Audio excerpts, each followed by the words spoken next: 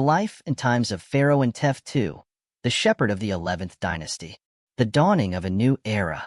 In the grand and sprawling narrative of ancient Egypt, the 11th dynasty holds a unique place. Emerging from the ashes of the Old Kingdom, which had seen the construction of the Great Pyramids and the rise of a centralized, divine kingship, the 11th dynasty represented both a continuation and a rebirth of the ancient traditions. Among the rulers of this period, Pharaoh Intef II, though not as widely recognized as some of his successors, played a pivotal role in shaping the destiny of Egypt. His reign was marked by a relentless quest for unity, a deep respect for the gods, and an unyielding commitment to the welfare of his people. The story of Intef II is not just the story of a king, but the story of a people struggling to find their way in a world that had been fractured by chaos and division. It is a tale of perseverance, vision, and the enduring belief that Egypt, despite its divisions, was destined for greatness. Through his leadership, Intef II helped to lay the foundation for the Middle Kingdom, a period of renewal and prosperity that would see Egypt once again rise to the pinnacle of ancient civilization. A prince in perilous times. To fully appreciate the significance of Intef II's reign, it is essential to understand the context into which he was born. The fall of the Old Kingdom around 2181 before the Common Era plunged Egypt into what is known as the First Intermediate Period, a time of great uncertainty and division. The centralized power that had once held the country together dissolved, and Egypt was fragmented into a patchwork of semi-independent regions, each ruled by local governors or nomarchs. Intef II was born around 2112 before the Common Era, during a period when Thebes, located in Upper Egypt, was beginning to assert itself as a significant regional power. His father, Intef the Elder, had established a small but resilient kingdom centered around Thebes, and his brother, Mentuhotep I, continued to build upon this foundation. However, the Theban rulers were still relatively minor players in the broader political landscape of Egypt, overshadowed by the powerful Heracleopolitan kings who controlled much of Lower Egypt. As a young prince, Intef II would have been acutely aware of the challenges facing his family and their nascent kingdom. The struggle for power was not only a matter of military might, but also a battle for legitimacy and religious authority. In a land where the pharaoh was seen as the living embodiment of the divine order, the ability to command the loyalty of both the gods and the people was crucial. Intef II would have learned from an early age the importance of diplomacy, strategy, and the careful balancing of force with wisdom. There is a poignant story that has been passed down through the generations about Intef II's childhood. It is said that when he was just a boy, he wandered away from the royal palace in Thebes, drawn by the sounds of a distant festival.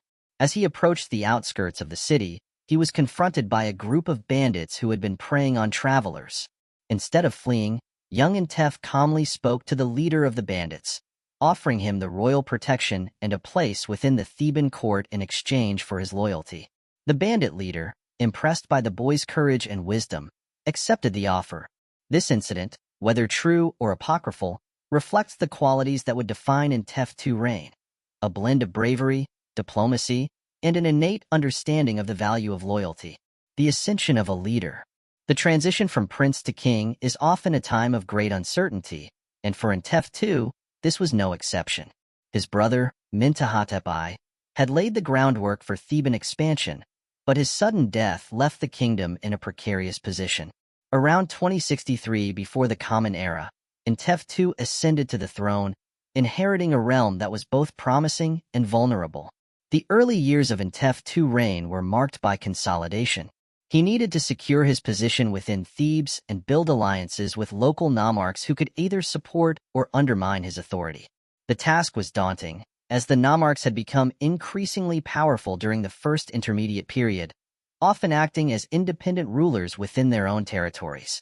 Intef II understood that to bring Egypt back under centralized control, he first needed to bring these regional leaders to heel. One of the first steps Intef II took was to strengthen the military forces at his disposal. He reorganized the Theban army, ensuring that it was well-trained, well-equipped, and loyal to him personally. This was crucial, as the threat from the Heracleopolitan rulers in the north was ever-present. Intef II also worked to secure the loyalty of the priesthood, recognizing that religious support was essential for maintaining legitimacy. The priests of Ammonius, in particular, became key allies, as Thebes was a major center for the worship of this increasingly important deity.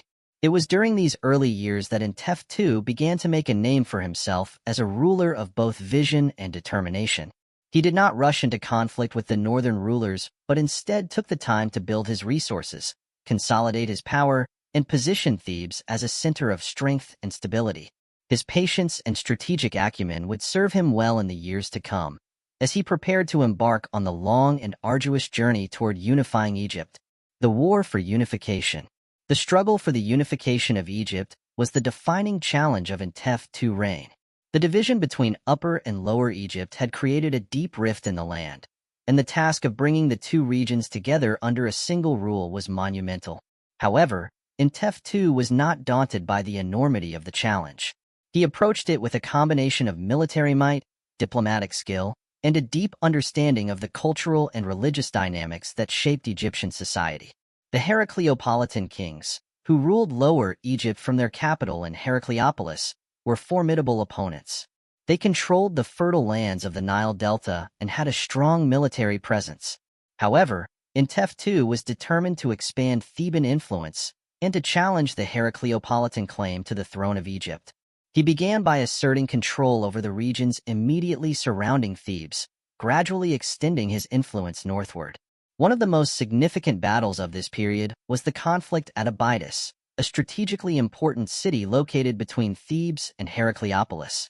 Abydos was not only a critical military target but also a site of immense religious significance, as it was believed to be the burial place of the god Osiris.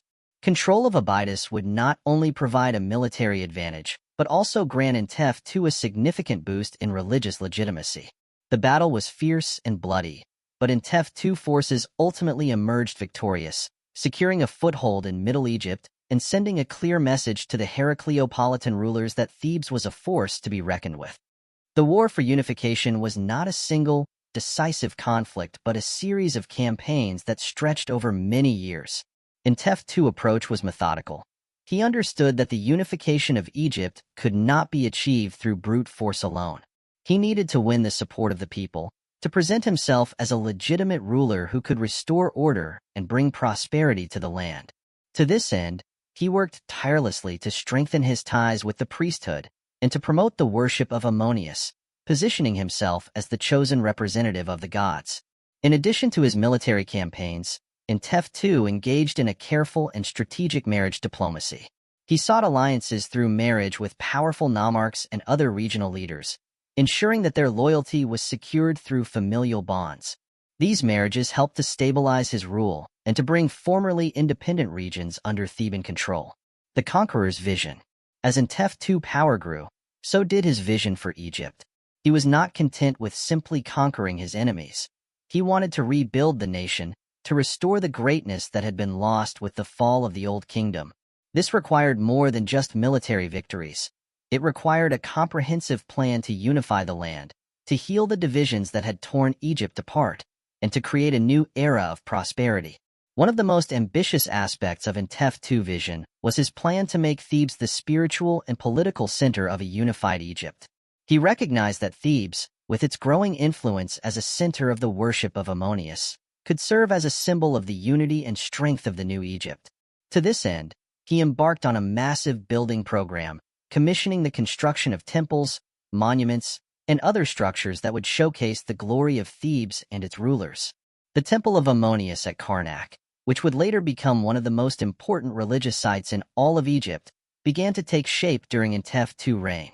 Though still modest compared to the grand temples that would be built in later centuries, the early structures at Karnak were a powerful statement of Theban power and a clear signal that Thebes was destined to play a central role in the future of Egypt. The construction of these temples was not just an act of piety, but also a strategic move to solidify the loyalty of the priesthood and to present Thebes as the rightful center of the nation. Intef II also understood the importance of economic stability in achieving his vision for Egypt. He took steps to revive the trade routes that had been neglected during the years of division, re-establishing connections with the Sinai Peninsula, Nubia, and other regions that were vital to Egypt's economy. These efforts helped to bring much-needed resources into the kingdom, including copper, gold, and precious stones, which were used to finance his building projects and to strengthen the military. Beyond his military and economic achievements, Intef II's vision extended to the social and cultural realms. He recognized that the unification of Egypt required not just the conquest of territory, but also the unification of the people. To this end, he promoted the idea of a shared Egyptian identity, one that transcended regional differences and emphasized the common heritage and destiny of all Egyptians. This was a radical idea in a time when local loyalties often took precedence over national unity, but Intef II was ahead of his time in understanding the power of a shared cultural identity. The domestic reformer. Intef II's reign was not only marked by his military and diplomatic successes, but also by his domestic reforms, which played a crucial role in stabilizing and strengthening the kingdom. He was a ruler who understood that true power came from the ability to govern effectively, to provide for the needs of the people, and to ensure that the wealth and resources of the kingdom were used wisely. One of Intef II's most significant domestic achievements was the reorganization of the administrative structure of his kingdom. During the first intermediate period, the power of the nomarchs had grown to the point where they often acted as independent rulers within their territories. This decentralization of power was one of the primary factors that had led to the fragmentation of Egypt. Intef II recognized that to unify the country, he needed to reassert central authority and reduce the power of the nomarchs. To achieve this, Intef II implemented a series of reforms aimed at curbing the independence of the nomarchs and strengthening the central government. He appointed loyal officials to key positions within the administration, ensuring that the wealth generated by taxes and tributes flowed directly into the royal coffers rather than being siphoned off by local rulers. These reforms helped to create a more efficient and centralized system of governance, which was essential for maintaining control over a unified Egypt. Intef II also focused on improving the lives of his subjects. He understood that the loyalty of the people could not be taken for granted, and that it was essential to address their needs and concerns. One of his key initiatives was the repair and expansion of the irrigation systems that were the lifeblood of Egyptian agriculture. These systems, which had fallen into disrepair during the years of division, were crucial for ensuring a reliable and abundant food supply. By restoring and improving the irrigation infrastructure, Intef II was able to stabilize the economy and reduce the risk of famine, which had been a constant threat during the first intermediate period. Another aspect of Intef II's domestic policy was his support for the arts and culture. He believed that a flourishing cultural life was essential for the unity and prosperity of the kingdom. During his reign, Thebes became a center for artistic and intellectual activity, attracting poets, artisans, and scholars from across Egypt. This cultural renaissance not only enriched the lives of the people, but also helped to promote the idea of a shared Egyptian identity, one that was rooted in the ancient traditions of the land, but open to new ideas and influences. The legacy of Intef II. By the time of his death around 2016, before the Common Era, Intef II had transformed Thebes from a small regional power into a dominant force in Egypt. Although he did not live to see the complete unification of the country, his reign laid the foundation for the achievements of his successors, particularly his son, Mentuhotep II, who would finally reunify Egypt and establish the Middle Kingdom. Intef II's legacy is one of perseverance, vision, and leadership. He was a ruler who understood that true power came not just from the sword, but from the ability to inspire and lead. His efforts to unify Egypt were driven not by personal ambition, but by a deep belief in the destiny of his people. He saw himself as the guardian of a sacred mission, one that would restore Egypt to its former glory and secure its place as a beacon of civilization for generations to come. Anecdotes and speculations. While much of Intef II's life is recorded in the dry language of ancient inscriptions, there are stories and speculations that add color to his character. One tale tells of a time when Intef II, still a young prince, was captured by bandits while traveling through the desert. Rather than panic, he calmly negotiated his release, impressing the bandits with his bravery and wisdom. They not only released him but also swore loyalty to him, later serving as elite warriors in his army. Another speculation surrounds his relationship with the priests of Ammonius. Some historians believe that Intef may have had a secret alliance with the high priest, who saw in him the potential to elevate Thebes to a position of religious supremacy. This alliance would have been mutually beneficial, with the priests lending their support to Intef's military campaigns in exchange for his patronage and the construction of grand temples in Thebes. There is also the intriguing possibility that Intef II was a practitioner of a form of proto-monotheism, worshipping Ammonius as the supreme god. While this idea is speculative, it is supported by the prominence of Ammonius in Theban religious life during his reign and the emphasis on the god's role as a protector of the king and the land. If true, this would make Intef II a precursor to later pharaohs like Akhenaten, who would famously attempt to establish a monotheistic religion centered on the worship of Aten. The final days and the passing of a king. Intef II's final years were marked by reflection and preparation for the future. He knew that his time was drawing to a close and that the work of unification was far from complete. He focused on ensuring a smooth succession, grooming his son, Mentuhotep II, to continue his mission. He also took steps to secure the loyalty of his generals and advisors, knowing that the stability of the kingdom depended on their support. When Intef II died around 2016 before the Common Era, his passing was mourned throughout Thebes and beyond. He was buried with full honors in a tomb that reflected his status as a great ruler and protector of the land.